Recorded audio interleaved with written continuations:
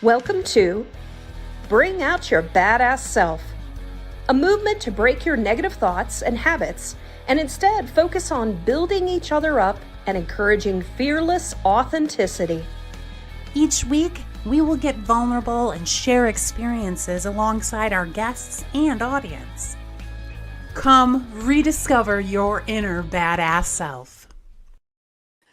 Good morning. I don't know where my co-host went. Good morning. It's weird on me. Good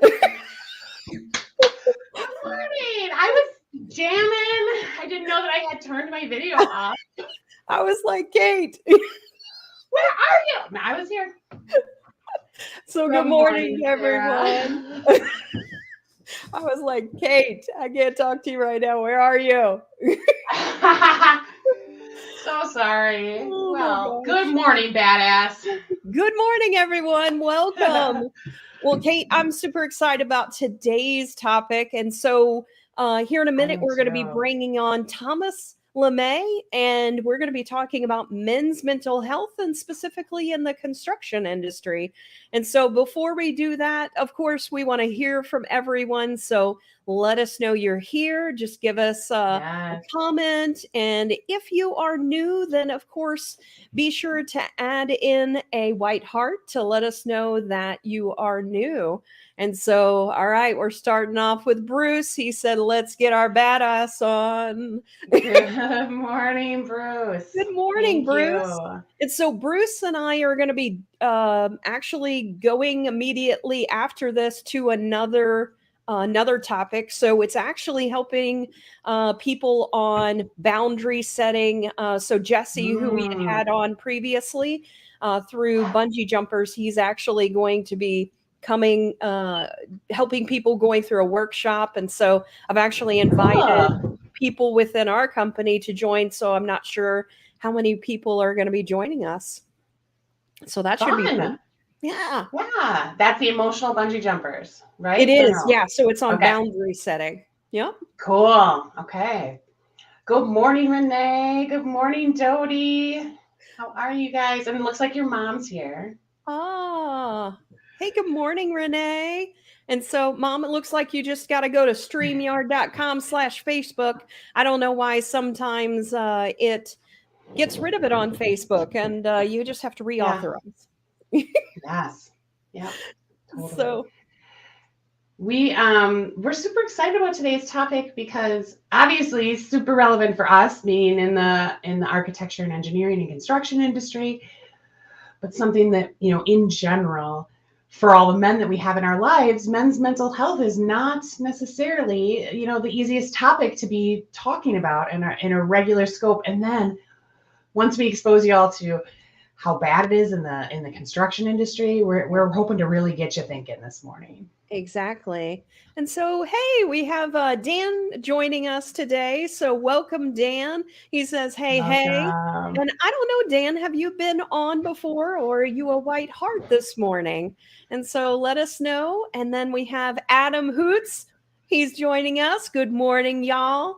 And so I interact with Adam, a part of the No BS tribe. And so I'm so glad that he is joining us today as well. And so, Cate, should we get started and have Thomas introduce himself? Let's go ahead and do that real quick. And let's drag you over. There you go. Good morning, Thomas. Good morning. How are you? Doing well. How are you doing? Doing excellent. Awesome. Well, Thomas, you know, a couple of quick things. So Thomas is in the Atlanta area, as well as me. So we're dealing with a little bit of non-sunshine today. Yes. And then additionally, one of the other things that I figured out is I'll let Thomas introduce himself, but the company he is with, actually, when I started in the AEC industry, it was Hardin Construction. And that is actually the company that he is with now, which they actually acquired. So, Thomas, if you want to start just giving us a little bit of an introduction to yourself and what it is that you do. I'm in the building right now. Awesome. So my name's Thomas LaMay, as previously mentioned. I work for DPR Construction. I'm the quality leader for the Southeast region. And I like that job because I get to get into everything. So design, from like executing work in the field, from planning to budgeting to scheduling to safety to all kinds of like just technology in our VDC department. There's really no limit to what I can get into. In fact, I'm encouraged to kind of turn over the stones and really dive into stuff. And then really, what I am really interested in is really continuous improvement. Just always never sitting on your laurels, never kicking back and be like, hey, we're doing so great, we're the most awesomest company in the world. We're constantly trying to try new things and change. And that's that C word we're all sometimes get afraid of, but I get to help lead that out here. And then I also get to mentor and lead an awesome group of people who I get to work with, who are, some are already in the No BS tribe as well. So, and I'm going to point them here. So today is also my White Heart Day. Yes. That's awesome. Well, you're definitely speaking mine and Cate's language, because we have to deal with change daily within what we do. So we're both in the software side of the house. So people don't want to change. And so, we very much understand that particular topic. Yeah, and I love that you get to that you're really encouraged to kind of take your quality role to the streets, right? I mean, so you can't be helping to improve your organization quality output if you're not literally touching all of the areas you're touching. So that's right. That's super cool, and I'm glad you love it, because it takes a special person to be able to be, that wide, yet deep, right? Yeah. So. Well, it's very true. Yeah. I do have someone I'm going to say that says good morning rock stars. And she also added that you were one of her industry heroes. Did you know that? Nice.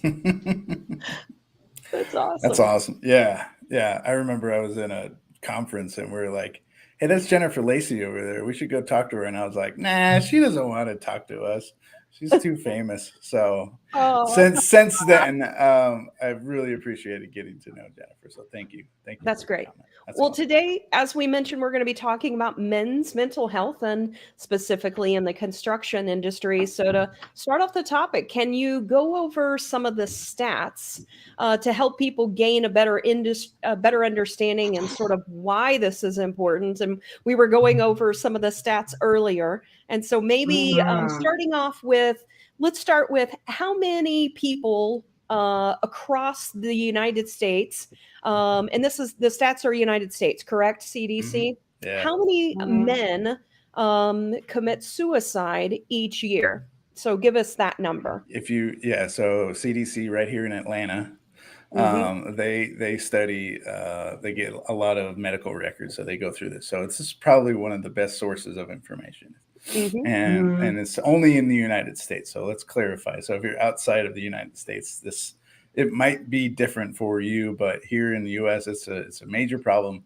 And in 2022, the most recent year that they published this data, 49,449 people died by suicide. It's almost 50,000 people. And then if you do the spread against male to female, it's 39,000 of those people were male.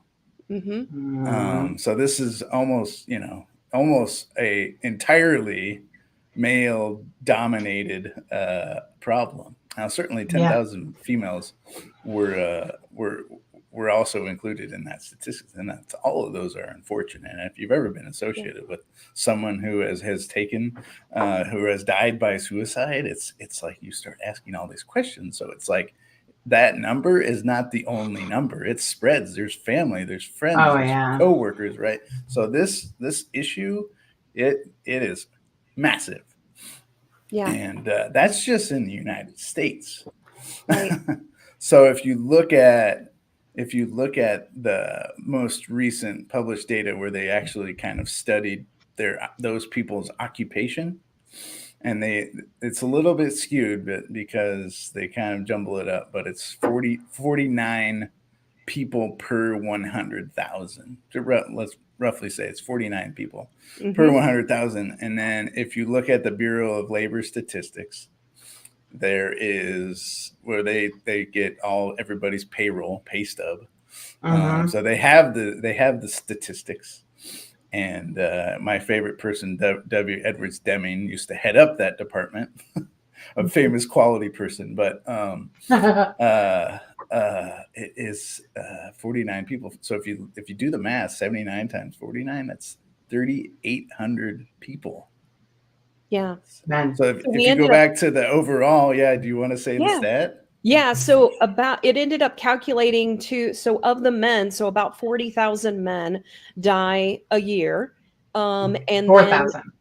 Well, sorry, 40,000 of all the United States. And then of that, almost 4,000 men. So men make up about 10% of the stat that are in the construction industry are 10% of all that number. Now, Thomas, what percentage does the construction industry make up of all occupations? But just about 2% of all the people who live in the United States. 2% of those people work in construction. So that's a staggering number. Right. So that's so skewed. You're 5 times more likely to die by suicide if you work in construction than if you do anything else, including the military. And that's also a very staggering statistic that we need to study. This is an issue. So my thing is, like, you can't say that, hey, there's a labor shortage in the construction industry on one hand, and then also not talk about this mental health crisis. It is a crisis. Yeah, this is I mean, it's a retention issue. I know. And on top of a humane issue, it's also, significant. You're right, Thomas. You can't say, oh, we need so many more people in the construction industry, but we're not going to give all of them access to healthcare, and we're also not going to address the staggering issue that we have on the other side. Right. That these people aren't coming out of the industry potentially. So we definitely are. I would say, especially in the last 2 years, kind of coming out of the pandemic, and really starting to address this in a big way.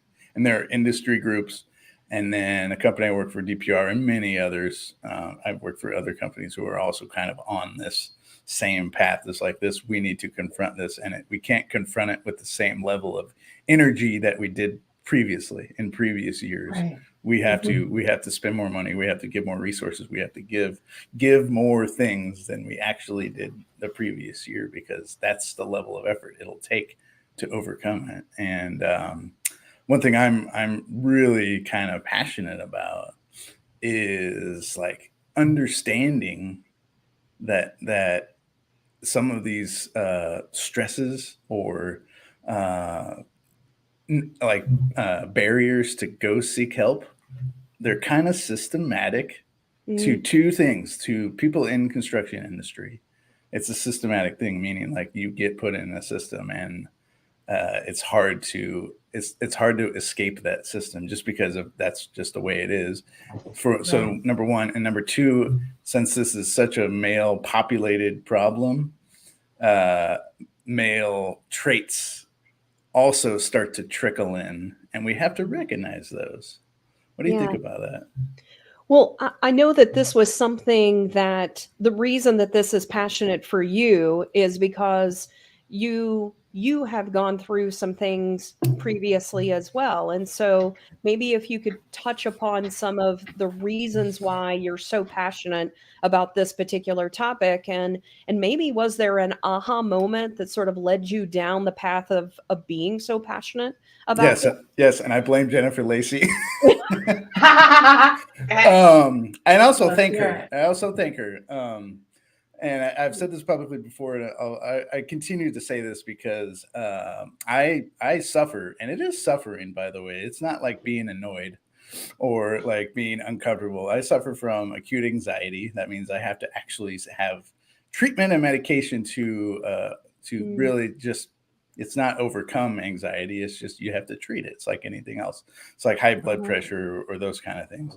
And so through that therapy, I've learned to understand my own triggers But here's the thing: before I went and sought professional help and got medication and got therapy and did all that kind of stuff, I had to like have acute panic attacks. And here's the thing: I would have these panic attacks at work, and I would go and hide. I would go hide in like a stairwell or a small room, or just away from people. I would literally be like, "Oh, I just was in the bathroom," and I would. For me, my way of having a panic attack is holding my breath. Some people like hyperventilate, but I will hold my breath. The problem with holding your breath in your brain is the brain can't get oxygen, and so you're having a actual medical event that you need to seek help for. It's like having something clogged in your trachea and you can't breathe. So you actually like lose oxygen to your brain, and it's a serious event. And if you do it a lot over time and it's untreated, the outcomes get very ugly. They get very ugly. And for me, my first source of like refuge was all kinds of controlling behavior. So alcohol and kind of like distracting myself. And my distraction was also work, which is very prevalent, right? Because like some of these projects that we work on, no one's going to tell you to go home because they're so busy. And I worked on projects that ran for 3 shifts. So it runs for 24 hours a day. So not only was it like no one's going to say no, they were like, damn, this guy's a hard worker. He's getting after it, like getting some production done.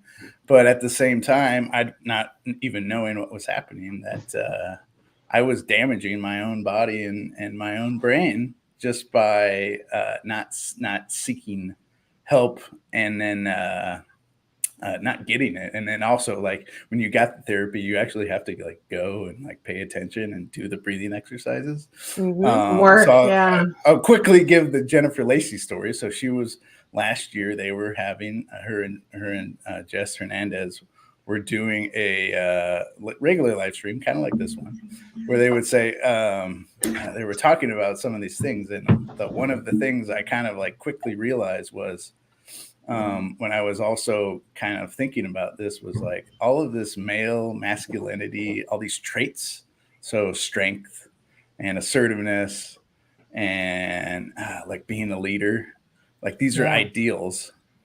And also that in the construction industry, you're dirty, you don't work in really good ergonomic positions, you're in the elements, you work at height, you work on edges. It's dangerous work. It's very risky work. And I was like having this conversation with my better half, Angeline, and she was like, do you think those traits and those things were the reason why you got into construction? It was like, and I was like, oh my God, yes. What, are you kidding me? Like that, exactly, for those reasons. Right. And I tried to link it back to, I really was like, tried to really study. And I pulled up 3 case studies. And for me, this is only me, and it's arguably, but there's 3 famous photographs of construction workers. And the first one we all know, it's the iron workers sitting on a beam at 30 Rockefeller Center right there in New York City, Bruce. And I've been in the building. It's really cool because it's a great scene because you look out and you see Central Park. And they're just having lunch on this beam, and they're so confident, but they're all, they're on a beam, probably 800 feet in the air. A very dangerous situation if you really think about it. The second one, and it's a 1942. It's taken by Robert Palmer, famous photographer. It's a carpenter working on the Douglas Dam, and he's wearing that skull guard, that full brim composite hard hat every carpenter wears. And it's like, you want to know the source code of that hard hat? It's a super famous photograph of this carpenter working on the Douglas Dam, Tennessee Valley Authority in 1942. This is World War II, right? This is probably contributing to the Manhattan Project. So if you've seen the Oppenheimer film lately, this is probably contributing to that. So it's serious business. So, but that source is like, we celebrate those men, and we put their photos in museums. And they're not clean. They're not in good ergonomic positions. They're working at risk. They're like in grave peril if you really think about it. But that is also normal and acceptable. So when it's normal and acceptable and celebrated, that to be in peril. It gets driven in. And so if you kind of go into the psychology of it, of men and masculinity, that we're just programmed as men, and as in men in construction, like it's a double whammy, that we're less likely to even try to seek help because it's like not allowed. I guess it's a social taboo. And that if you do go seek help, or if you just are a little bit different because you don't wear that hard hat, that famous, that school guard hard hat, you're looked at as less than or different or weird. And as soon as you're looked at as less than or different or weird, you're looked at as a male, you're looked at as weak. And it gets, and then when you're looked at as weak, and then it just, all the shame starts to trickle right in, all of the doubt, all of your self-conscious. And when you start to live in that world for long periods of time, I think that really contributes. And that's just a one person and the industry. You can't blame the industry. I can't blame the gentlemen that were building 30 Rockefeller Center. This is a tremendous achievement. It's a beautiful building that's still standing today. But we do know better now of the symptoms, like holding your breath, going hiding in a closet, right? So if you recognize these systems, like, go seek help. So I really want to see that. And if you're having a serious acute issue, like if it's happening right now and you're having either ideation of suicide, or just trying to reach for another glass of whiskey to numb the previous day of all the BS you went through, you got to catch yourself in that moment and then try to change, and changing, and also working in a mental wellness kind of state. It's not easy. You need help. So thank you, Jennifer Lacey, for just nudging me right off the edge. And finally, I kind of recognize that, no, it's okay to be man. It's okay to be masculine. It's okay to have a diesel truck. I definitely drive one of those, but also acceptable to be super assertive with your personal health and wellness. And that means all of the things that you can do that's positive for your body and mind. Yoga, breathing exercises, working out, those kind of things, all really good things. But the thing about doing box breathing, and box breathing is a technique I use. It's where you only, if you're in a panic attack, you can really only focus, because my brain's going all over the place. I'm worried about this. I'm worried about this. If I really focus on just my breath, I can control that. Yeah. Thomas, I'd like to break down a couple of the things that you've talked about. So some of the things that you mentioned were, when you think about construction, you think about men that are tough, men that are going to just be hard workers. So you talked about in the past that when you were dealing with this, you just continued to work. And then that was admired. It was something that then people started to admire. So I'm curious, when you think about the industry and they start to promote those types of things, like the overworking, the burning out, all of those types of things, how is it that the industry, what is it, that signs that they should really be looking at in construction workers to be able to help them, to be able to identify, these are the things that we should change, or these are the things that we should have our people sort of recognizing a part of the industry? Oh man, this is what I get to do all day, every day. I get paid to do this. I can't believe it. But one thing that you can do, and it's free. It's free. If you're in a trailer right now, if you're working in an office, if you're going to work on Monday, you can give all of the information to everybody at the same. Right. So if you have a schedule, the schedule you show to the owner is the same schedule you show to the frontline workers. And that's why I'm a big proponent of what like Jason Schroeder is doing with TACT, because all of the information that you actually need to like plan your day including everybody else's plan, is all super visual. You can see it all in one look. If we have a 62-page schedule, you have to flip it, it's all confusing.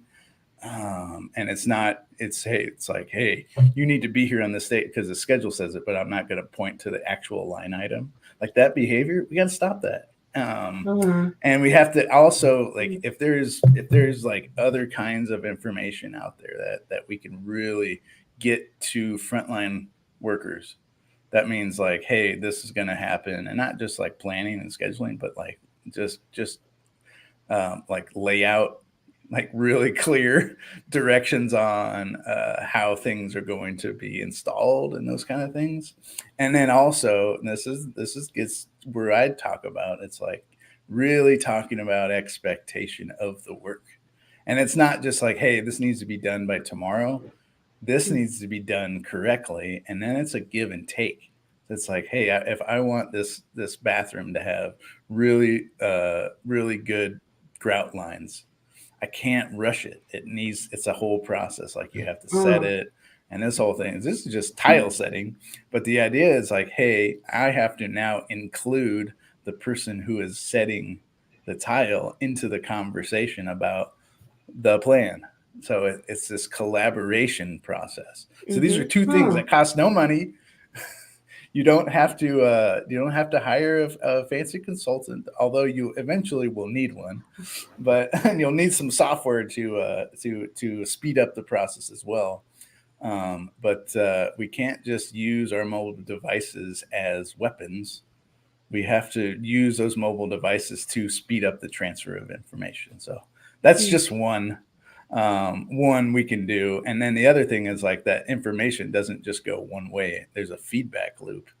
And so that when we're out there, and I teach a second one that you can do, and it's free, I call it the hasty search. But you go out and you look at very specific things. You don't just sweep around and look for problems. You look for very specific things. And then once you notice a very specific thing, you do three things. First thing you do is you go and have a conversation. So you say, if you see something, this looks kind of interesting, I gotta go have a conversation.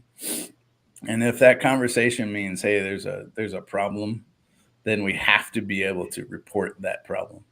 And I'm not saying it's like a safety problem. It could be any kind of problem, but that being able to report, that means it'll go on a spreadsheet or a Power BI somewhere that, hey, there's a problem in this specific location and we have to address it.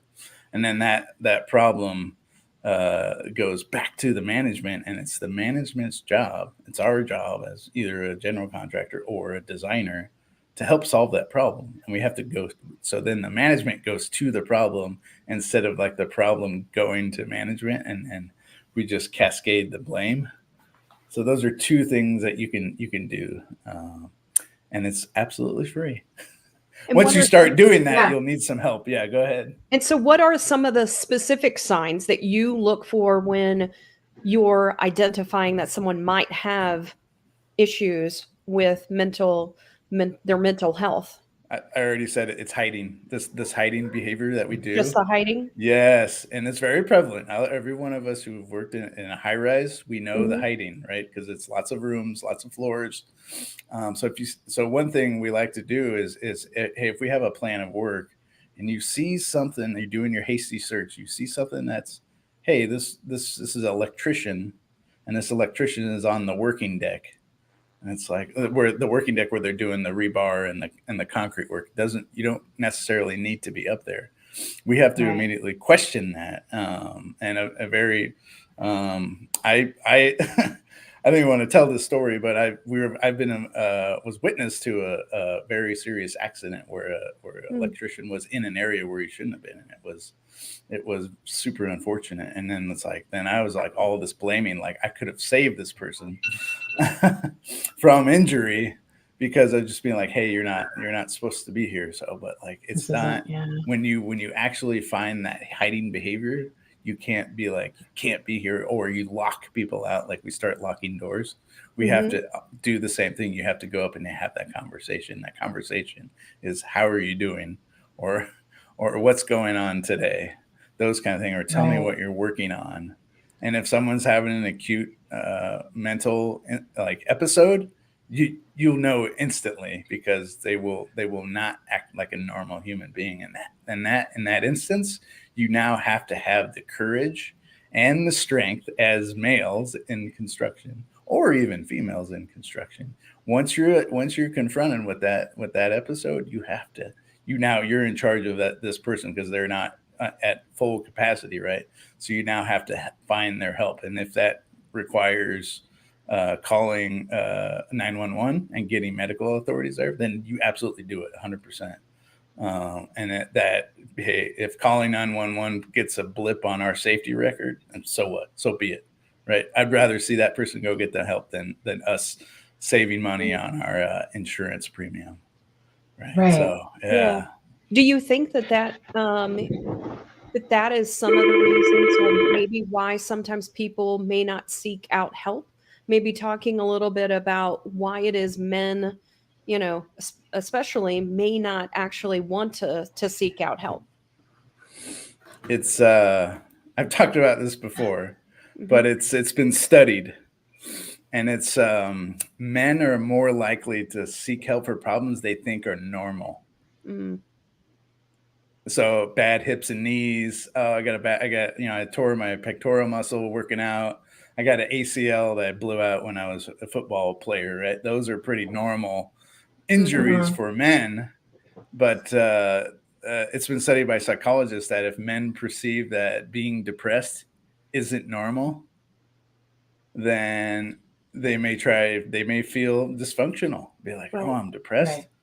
Right. And so instead of going and seeking help, they'll do like what I do: they'll go grab some amber liquid and try to drown it out and numb it out.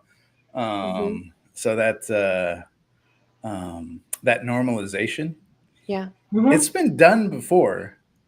I said this on Jesse Hernandez podcast. We've done normalization for men-specific problems, and that's erectile dysfunction. Like, talk about the most private of private issues. Right. But Pfizer, who I guess they designed Viagra, they were noticing that it wasn't being prescribed. And we just hired somebody from Pfizer, and I'm just like, I want to like just riff with them for hours about this. But that the doctors, like, you go to your doctor, you're in a room and it's the door shut, and it's like, and the doctor is legally obliged to not say anything to anybody.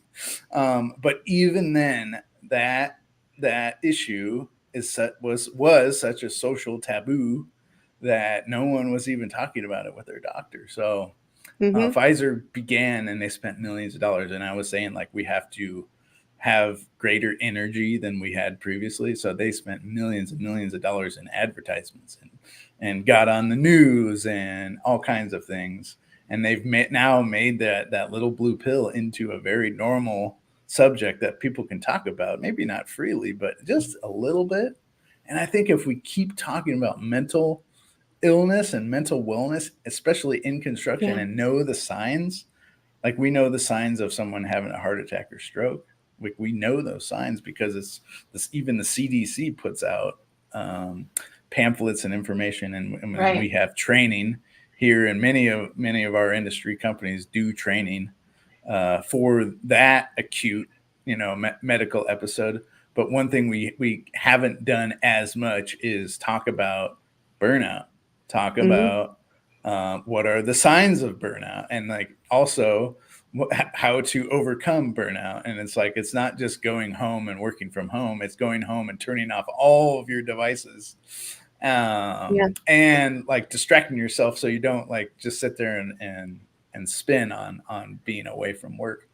That's just one example, but go ahead. Yeah, no, I love that. And so even within our company, we actually created a chart to help us understand potential burnout. So for example, we evaluate, when is the last time the person took a vacation? Does the person have a vacation planned? And then how many hours has this person been working on average over the past, several weeks? So it helps you to understand, is someone potentially being burnt out? And I think that, your point about the Viagra is a huge and important topic, that if we don't normalize things, and I still even find this sometimes, even with, like, for example, my father-in-law, he knew he was having heart problems, but he didn't go to the doctor. He was monitoring it.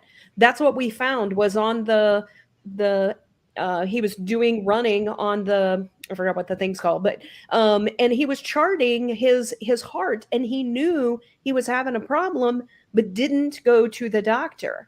And so I use that as an example, because I say to my husband, like, your father knew. Like, you have to understand what the signs are of heart. Right. It's the same thing for mental. You have to recognize those things and be willing to go to the doctor and understand that it's normal. Everyone goes through these things in their lives.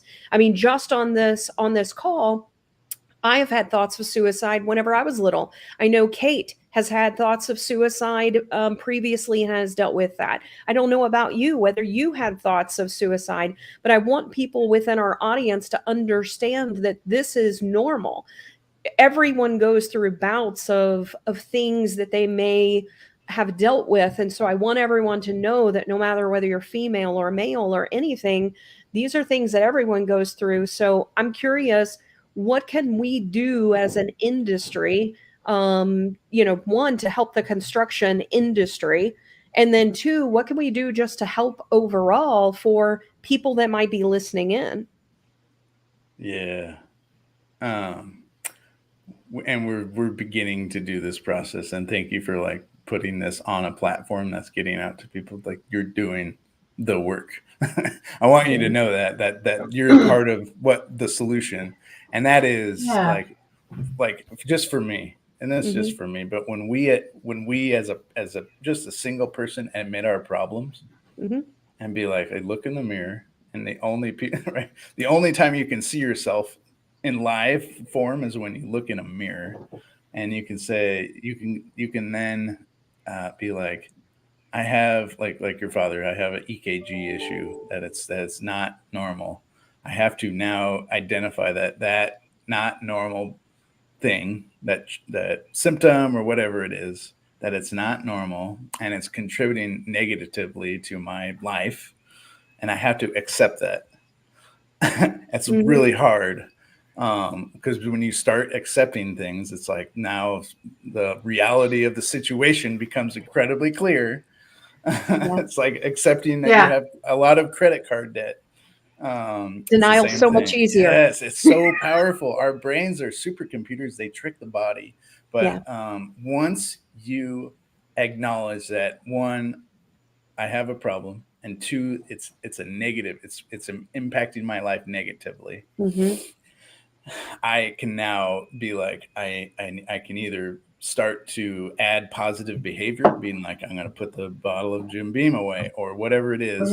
I can start to change, but I can't change until, number one, I can see my own issue, and two, admit that issue is a problem, and then begin to take positive steps to change. And that means going to a doctor, seeing a cardiologist, seeing a psychologist, seeing a psychotherapist, taking medicine. Like, it's a long road that you have to then go down, but going down that new path every day that you wake up, you're no longer negative. You're in the positive territory every single day. And even if you slip up a little bit, you don't slip back to where you were. You just keep picking yourself up and going. So as men in construction, as a male, I can be a leader. I can be strong. I can be courageous. I can be independent. I can look weird. I could be, hey, Thomas, you're not the normal. And you know what? Now, for me to show up as me and have the presence that I do, and that, hey, yeah, he's a little weird. He wants to talk about the stuff that nobody wants to talk about, that over there where we screwed up. But then being assertive, being like, that right there, we're not doing that anymore, and we're going to take positive steps forward.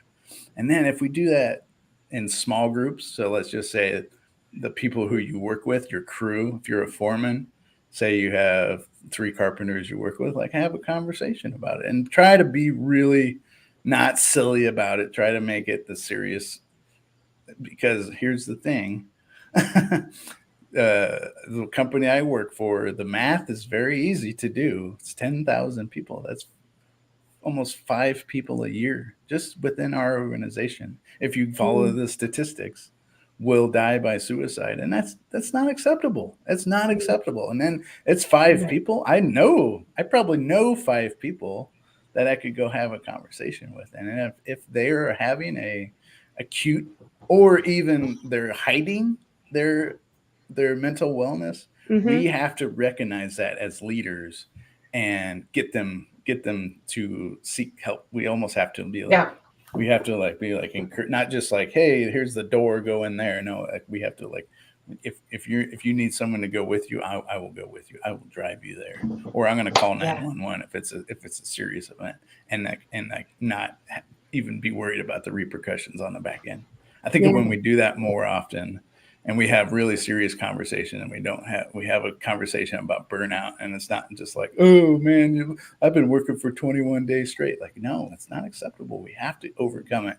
And the only way we overcome it is beginning to identify those negative factors, and then take steps to improve every single day. And that's many people are like me, and we are a growing cohort of change agents in the construction industry. And I think if we keep growing and keep doing this, we will we'll fix this problem one day at a time. I'm going to pull up a couple comments. So this one I really loved. So Jennifer said, we have to shift the mindsets to understand our projects are made up of people, and those people are the most important than the outcomes they produce. And I think that really boils down to anything in life, is that there are people that are behind anything that we talk about negatively about, or things that, people are the things that are the most important things when it comes to especially professional services industry, because without our people, those we won't be able to produce anything. So it ultimately is a trickle down. If our people aren't happy, if our people aren't healthy, then that ends up trickling down, and then the production is basically a moot point, because if you don't have those individuals and you're not putting them first in what it is that you're doing, then ultimately your business isn't really going to flourish either, because you're really not putting everybody first. And I think that's an important point. Yeah, that's incredibly important. Yeah, I think it is too. And as I've been listening to you, Thomas, today, there are so many areas that you're already broaching around this, right? So, you're talking about transparency, you're talking about awareness, and having difficult conversations. And that is quality, right? Like, so you take a look, at something, and you can quantify it, or you can look at it with a quality approach.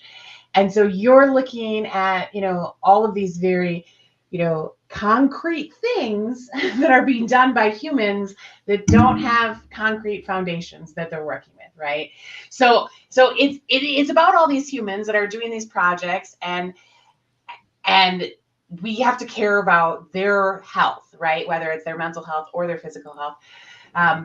But what's behind the mental health stuff that we aren't talking about, just like what Pfizer did with the erectile dysfunction, right? Mm-hmm. What's behind that is a whole shit ton of shame, right? Mm-hmm. That's the fucking problem, is that we're ashamed to want to die. We're ashamed to want to hide. We're ashamed, and the shame is what's causing us to do all of those things. We're shamed to be weak. We're shamed to be, all the things of what other people might project because they are still dealing with all of their bullshit of trauma that maybe they haven't dealt with in their lives. Right. So I love this path. Yeah. Yeah. Yeah. So, Even to me, go ahead. Yeah, keep going. no. I was just going to say, you triggered me. The safety preach. I want vests, to hear. the safety vests. If you look at the safety vests that are designed for women, they're like the hourglass shape. I don't know if you do a Google search. And Yeah. I can only empathize because my vest fits perfectly because it's square body just like me, but Right. We're talking about mental, factors that apply, and a lot of women were like, we need to wear very boxy, loose fitting clothes and look and try to like take our, and I'm not talking about the people in the trailer. I'm talking about those women who work in the field, in the trades, and they have to have they can't wear a lot of makeup. They're trying to almost like take away a lot of their gender characteristics to fit in. And this is conversations we had with some women out there, and I'm like, that has to weigh on you, that you can't be yourself. And then if you're not conforming to this skull guard, ultimate carpenter image, that you're somehow less than, and that it applies to men, no doubt, but it certainly has to apply to women as well. So it's like we have to embrace that. If you have individual characteristic, that it's okay. If you have wavy hair and it sticks out of your hard hat, great. That's awesome. Yeah. Yeah. And you're doing the work right now. You're executing it. You're at the ground level, and at the very high 800 feet of beam level, I'm sure. But you're there. You're doing the work. And we just need more of you, right? We need more of us to be aware of this, because we didn't have, like, Pfizer was able to take a group, take a bunch of smart people, set them in the room and say, okay, let's look at the process of men's penises not working how they want.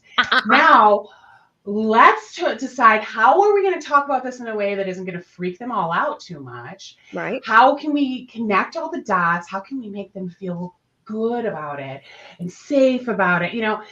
And they had all sorts of dollars to put into that, right? All sorts of intelligence and money to pour into that.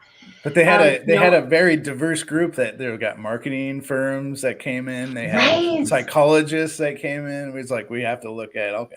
So it's like all angles. So my thing about construction industry, if we're only having conversations about mental health, and it's like the only people who are having the conversations are the people who also work with you.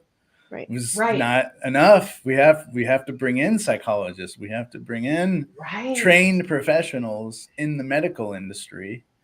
And spoiler alert, we build hospitals like crazy. I work for a company, Jennifer Lacey. We're probably competing over a hospital right now, by the way. That these industries, we work with Pfizer, right? So like, these are not like so impossible problems that we can't overcome. We know people, and so like what you were saying, Cate, of like they brought in all of these different people, we can do that as well. And then when we figure out that system that's super punishing, say, you know what, this thing right here, this is a super punishing system. We've already identified many of them. But a super punishing system that's not good for human beings, that it's super unhealthy, that it's no longer okay to hide the statistics or whatever it is, that if like we bring that surface to life, that this actual operation of drilling overhead, it rains down silica dust in your face, and also it's like you put your arm over your heart all day. It's a super unhealthy thing. And that we can now design a robot to do that same behavior. And that robot is not taking away somebody's job. That robot is making somebody's life that used to have to do that work really injurious on their body. Yeah. So like designing that robot took all kinds of scientists and mechanical engineers and electricians to build it. So like, we can do it. And it's like, there's not a panacea. Right? There's no Chat GPT that'll fix mental wellness, but we have to do something every single day, each one of us. And I think that'll be that's the start of it. We've already begun, and now we just need to continue. Yeah. And I think just having the conversation is the most important thing, because when people see other people talking about it, so I'm curious, in your industry, do you have people that come in and literally just sit down and present to people and say, here's something I dealt with and where I am now? So here's where I was and here's where I am now. Because without having an illustration or someone that is exemplifying the fact that they got over it and they are stronger now for dealing with it, or even in the moment, if people don't see other people and the struggles that they went through and where it is they are today, if it's still being hidden, then there's no solving it. There's nothing representing it. Just like with the Pfizer story, the reason that they became more comfortable is they were showing it, they were demonstrating, they were exemplifying, this is okay to talk about. Right. There's all sorts of models out there too, so like we can look at the Pfizer model, and I think that's an awesome one, because it's just such a great example, right? Because it's so in your face, and we all experienced it. We all know, like my kids probably know what erectile dysfunction is. They've at least seen the commercials. It involves a man and a woman holding hands, and the man looks a lot happier. Like that's their vision of that. But if you like, if we look at other public health concerns, right, that we've recently just experienced, like COVID, right, like publicly we were able to fairly fast spread the word that this is a huge issue, and you've got to start putting masks on, you've got to start doing these things, right? And they did it everywhere. It wasn't just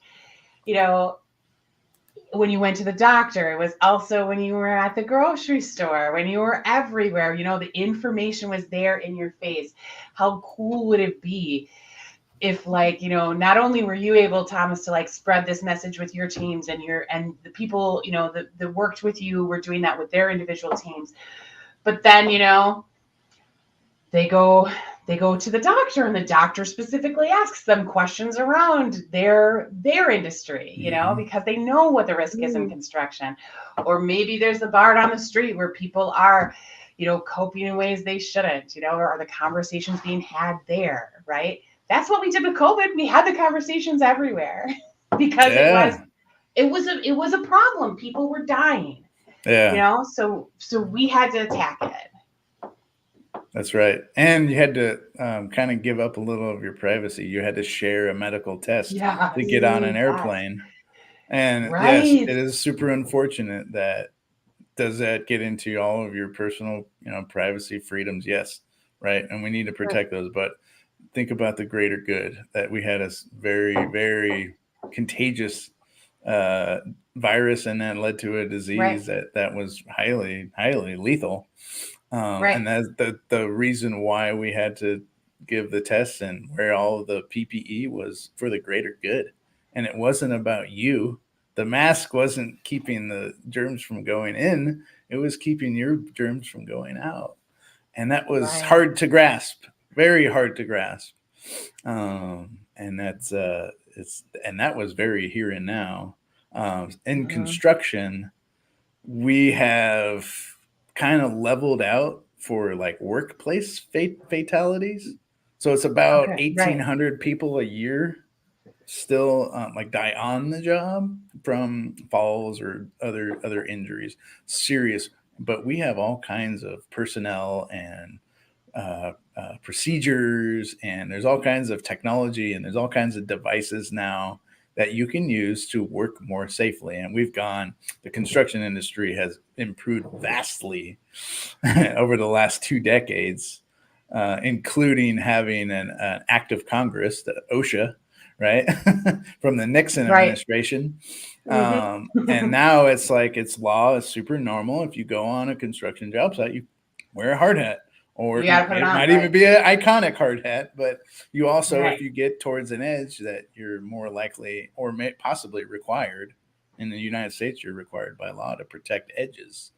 And so that's all good. And so those things have been normalized. And each one of those procedures are probably written because of a previous incident that happened. So I think we could just continue this effort that it's not about a pain in the butt, or it's not because it makes the schedule go longer. It's really about, hey, we have a serious crisis on our hands, and it's dealing with all of this work and all of the stress and all of it. It's like, it's not one thing, it's all compounding. But it's like, if we need to start working differently, and if working differently is considered risky behavior, or it's considered not normal, that we have to get past that as an industry. Yeah. And that's really hard. So how do you do it? We start seeing ourselves from individuals, and you can control your own thoughts and your own behaviors. And then if you're in a leadership position like me, you can now influence others in your own small work group, or even in a region like I work in. So now we can influence many more people, and then it's like a multiplying effect. And it's not just 1 + 1 = 2. It's like 1 + 1 to the exponential of how many people doing the improvement. So it's a fancy word. It's called emergence, but we have to do that. And if we actually do that, we're all better. We're all so much better. And it's a win-win-win-win-win-win-win. Everybody wins. The work actually gets less complicated, less complex. So if the work is less complex, then we can be super predictable. And then when we're super predictable, we can be so productive. And then when we're super productive, we can lower our overuse, like rework, or just having too many people. Like, you can lower your requirements to have a whole bunch of labor on the project, so we can make our jobs less expensive. So it's like, who doesn't want to do this? But to go down that road, we have to first, like I was saying, you have to accept that there are problems, and those problems lead to negative consequences. Yeah. Right. Yeah. I have a friend, it's not showing up, but I'm pretty sure this is Carmen. I was having a conversation with her previously as well, but she said she has a conversation every day with her guys, and she asks them all kinds of questions and lets them know that she's here if they need her. And I think that ultimately is a lot of it. It's being there and saying, hey, I'm here. And I know that it's a hard conversation, because I know with her, a lot of times they're like, like, why are you bugging me about all of this, protocol stuff? And, like, stop, why are we doing all this safety things? But it's ultimately the answer is because you're a person, and because I care about you. Yeah. And that ultimately, whenever we start breaking it down and just focusing on that point, that's what's most important for them to understand, is because we care about you. We want you to be here tomorrow. We want you to be able to do what you're doing today, tomorrow, and the next day. That's ultimately why these safety things are in place, and why it is people have the people like you in quality, is because ultimately they care about the people that are working for them. So I love that they're focusing on that type of position. And it also models behavior. So just by asking, are you okay? Like, that models to them, shit, sometimes I'm not okay.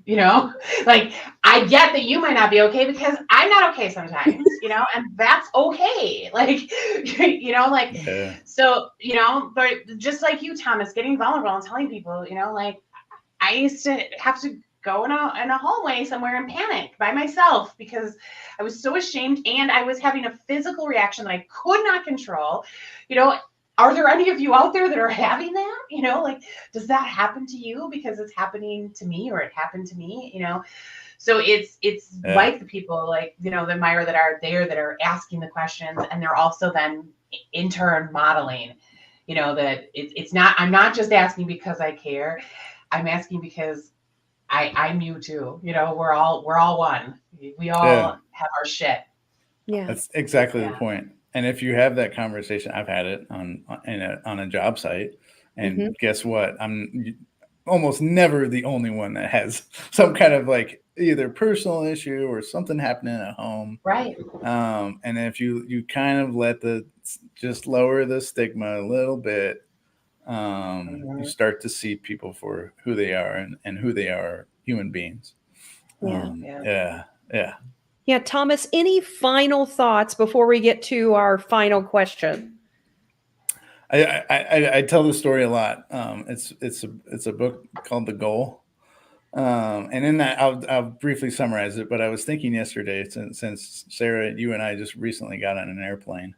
Mm-hmm. But the chapters in The Goal is a Boy Scout, and he's on a hike, and the Boy Scout was like super overburdened with a bunch of stuff in his backpack, and they were blaming that Boy Scout for this. The other Boy Scouts were blaming that Boy Scout for the source of their own delay.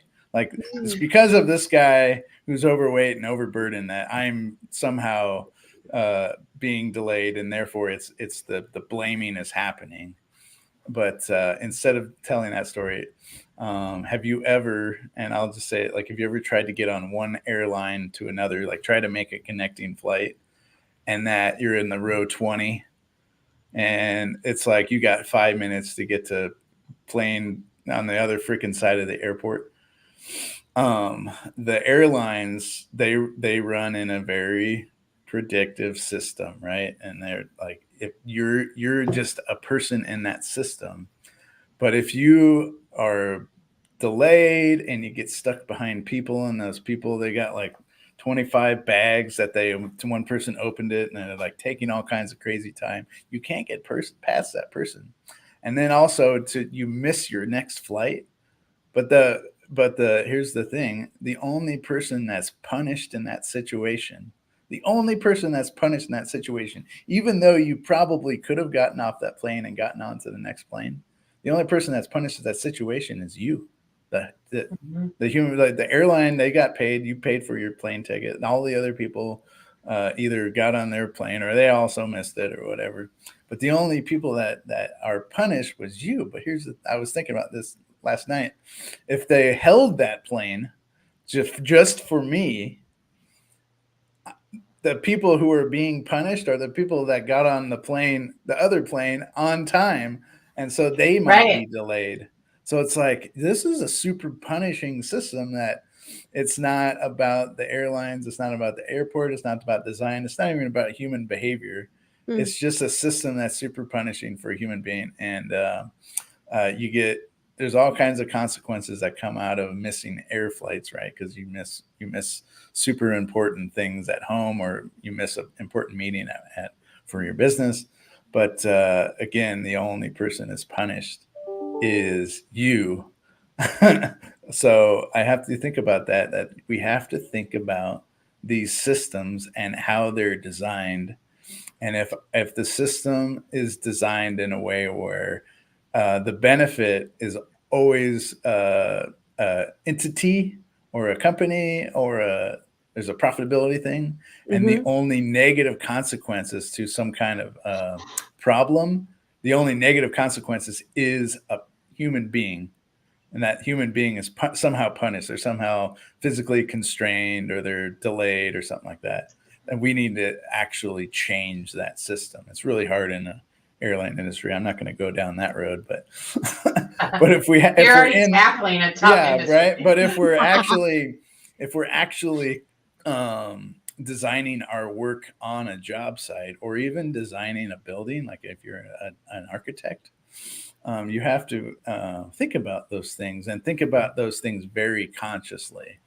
And then also notice, like, you have to also go out and observe, are human beings being punished in the system that I designed? And if the answer is yes, then your beautiful plan that you have animations, you might have had to get it approved by a board, that plan is somehow flawed, and that we have to fix it. And when we fix that plan because it's better off for human beings, that's how we will change an industry. And I get to do that every single day now. So I'm happy to say that. And that's how I want to go out. So thank you for having me. Yeah, absolutely. And so, well, normally we end with, talk about a gift or a talent. In in some way how you're giving back to the universe. And I know you already are just by joining us, but I know that there's something else you wanted to also add to the end of this conversation on how you might also continue to give back. Yeah, definitely keep coming. I will, keep coming to this. I will show up regularly. So if everybody who's listening, I will try to, maybe not every single time, but I'll try to regularly join this platform, at least on the chat. And then I have been making my ways around the internet omniverse. So there's all kinds of platforms where you can see me, but also the people who are on those, like run those platforms, check them out. Jennifer, the No BS Tribe, Elevate Construction. I mean, the list goes on and on. But go and listen to those people. And that when you listen and then you do some self-reflection, then you can go and take that forward better than listening to some other podcast where it's like disinformation, or it's just like just not great information, or it's just it's not adding value. Try to change the ratio. And then the other one is I do have a couple books I'm working on, and I'm just not getting after it enough. But I am working on one with Brian Winningham. That will be really, we're really excited to get that one going if we can like ever get it done. But and then another one, it's kind of the goal with Goldratt, but it's written similarly, but about construction. So I have a theory of constraints book that will be coming out probably in a year or so. But look for those. Yeah. So maybe I'll have to come back and do the rounds when that's actually out. Well, so hopefully you'll have me. Yeah, we look forward to that. And Thomas, if people want to connect with you, would they do that through LinkedIn? LinkedIn, 100%. And my claim to fame, the LinkedIn headquarters in San Francisco, I was a project superintendent. So I have, my contribution to LinkedIn is very physical, but 222 2nd Street. In the walls. LinkedIn, definitely hit me up. I'm right there. Just look me up, Thomas LaMay, DPR Construction. Great. And, I'm just going to end with a couple of things that people have said, by the way. And so Dan just said he appreciated you opening up.